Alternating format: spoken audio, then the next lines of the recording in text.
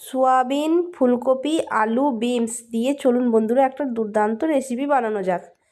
দেখুন বন্ধুরা, প্রথমে আমি গরম জল দিয়ে একটু সেদ্ধ করে নিয়েছিলাম এই সোয়াবিনটা। সুন্দর ফুলে গেছে, তাই না? এরপর আমি একটু তেলে নেড়ে নেবো, সুন্দর করে তেলের মধ্যে ভেজে নেবো সোয়াবিনটা। তারপরে দেখুন বন্ধুরা, ফুলকপিটা একটু নুন হলুদ দিয়ে নেড়ে নিচ্ছি, যেহেতু ফুলকপিতে জল ছিটকায় অনেক, তার জন্য একটু নুন হলুদ দিয়ে ভেজে নিলে জলটা ছিটকাবে না। এরপর আমি বিনসটা আর আলুটা ভালো করে তেলে নেড়ে নেবো। আর মশলা কী কী দিচ্ছি দেখুন বন্ধুরা, আদা, রসুন, পেঁয়াজ আর লঙ্কা। আপনারা যেরকম খাবেন, নিরামিষ খেলে নিরামিষ দেবেন, আদা রসুনটা আর পেঁয়াজটা দেবেন না। আমি যেহেতু আজকে নিরামিষ করব না, তার জন্য আমি রসুনটা আর পেঁয়াজটা দিয়েছি মশলার মধ্যে। এবার টমেটোটা দেবো। দেখুন বন্ধুরা, কত সুন্দর মশলাটার কালার এসছে। এই দেখুন বন্ধুরা, আমার ভাত হয়ে গেছে। বন্ধুরা, কারা কারা এইভাবে ভাতের ফ্যান ঝাড়ে অবশ্য কমেন্ট করে জানিও আমাকে।